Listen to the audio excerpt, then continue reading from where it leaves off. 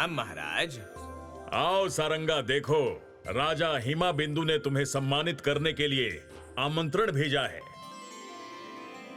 जिस राजा की नजर हमेशा ही विजयनगर के सिंहासन पर रही हो, वो उन्हें सम्मानित करने का आमंत्रण दे, ये बात सारंगा को पच नहीं रही थी।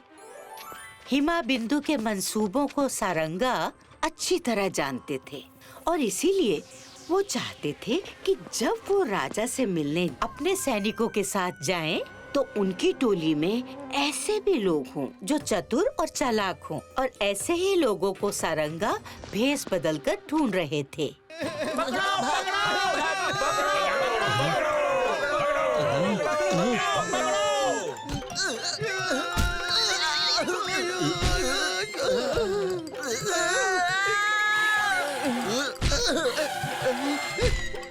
पकड़ो पकड़ो।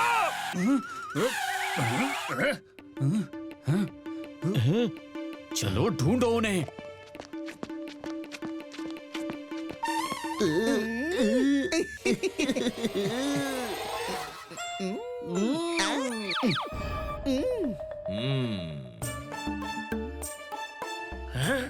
वो अंदर तो नहीं गए होंगे?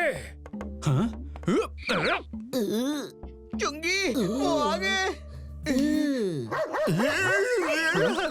अंदर चोर नहीं, कुकुर है, कुकुर। जिन चतुर चालाक लोगों की तलाश सारंगा को थी, वो चुंगी मुंगी के रूप में उन्हें मिल गए। सारंगा ने उन्हें अपने साथ जाने वाली टोली में शामिल कर लिया। इस समय राजा हिमाबिंदु का शिविर विजयनगर की सीमाओं के पास ही था, लेकिन उनका विजयनगर को जीतने का कोई भी षड्यंत्र सारंगा की चतुराई के सामने टिक नहीं पाता था। सारंगा के सामने न हमारी राजनीति चलती है, न कूटनीति। बस कुछ पल और महाराज, सारंगा ने हमारा आमंत्रण स्वीकार किया है। हम उसे ऐसा प्रलोभन देंगे कि वो मना नहीं कर पाएगा।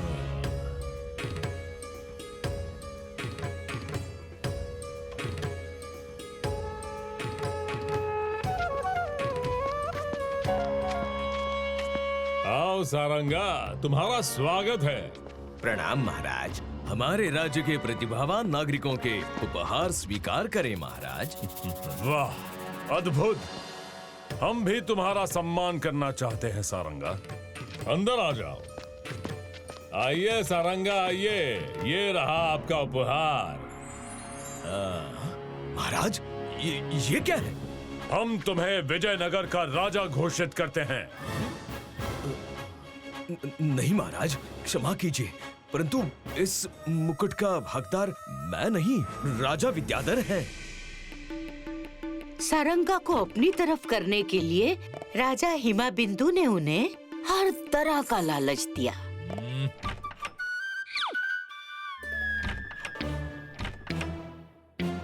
ये लो सारंगा। नहीं महाराज। और दिखाओ।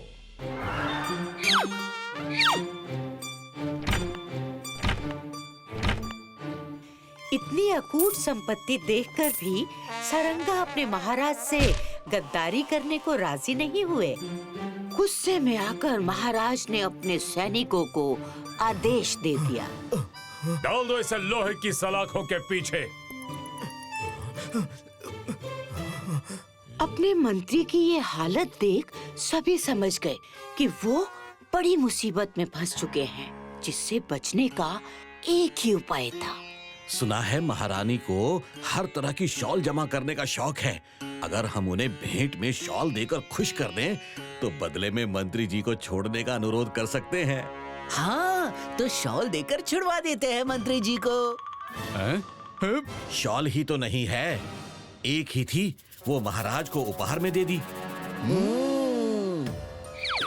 यहाँ जब तक बहस चली, तब तक तो चुंगी मुंगी अपने काम में लग चुके थे।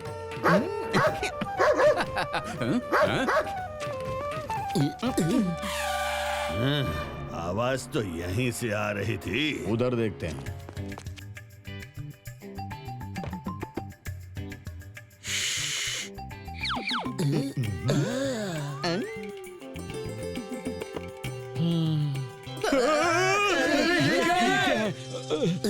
जैसा सोचा था वही हुआ। शॉल चुंगी मुंगी से मन्नू के हाथ में लगी और फिर महारानी के। वाह, ऐसी मुलायम और नर्म शॉल तो मैंने आज तक नहीं देखी। बोलो, क्या कीमत है इसकी?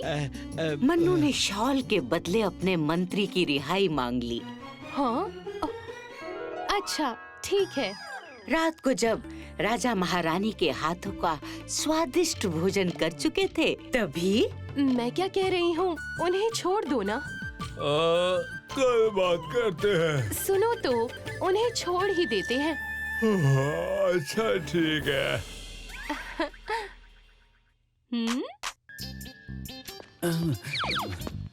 सुबह होते ही मंत्री सारंगा को बाइज्जत रिहा किया जाए। क्या?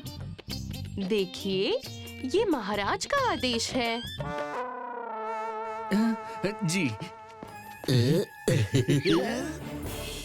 लेकिन यहाँ एक समस्या और थी।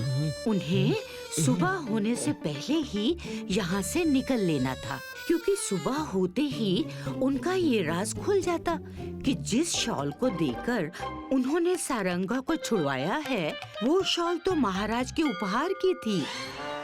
ऐसे कठिन समय में मुंगी को एक युक्ति सूझी।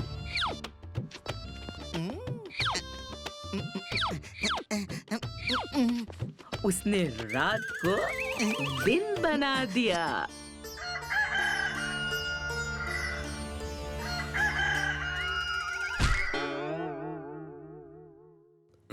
आज बड़ी जल्दी सुबह हो गई। मुर्गी की आवाज से सिर्फ सैनिक ही नहीं, राजा हिमा बिंदु की भी नींद खुल गई।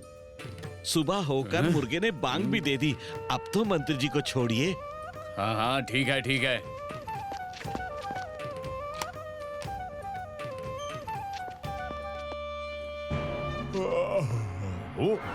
सैनिकों, हाँ? मंत्री को किसने रिहा किया? आप ही का तो आदेश था महाराज कि उन्हें सुबह होते ही रिहा कर दिया जाए। परंतु अभी सुबह हुई कहाँ है? हाँ? हाँ? हाँ?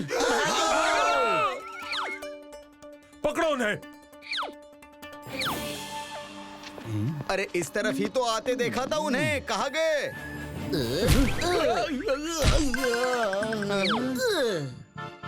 जल्दी से ढूंढो उन्हें, कहीं भागने न पाए।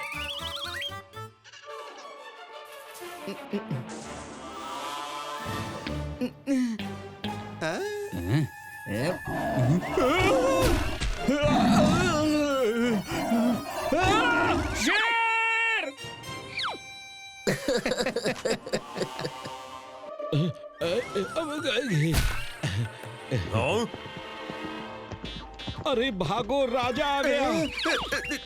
पकड़ो उन्हें।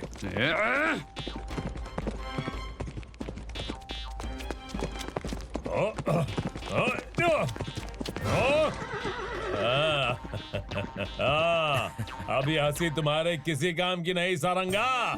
अपने चारों तरफ तो देखिए महाराज, आप विजयनगर की सीमा पर हैं। एक कदम और लेने से पहले सोच लीजिए, मैं सीमाओं का उल्लंघन करने के अपराध में आपको गिरफ्तार कर सकता हूँ।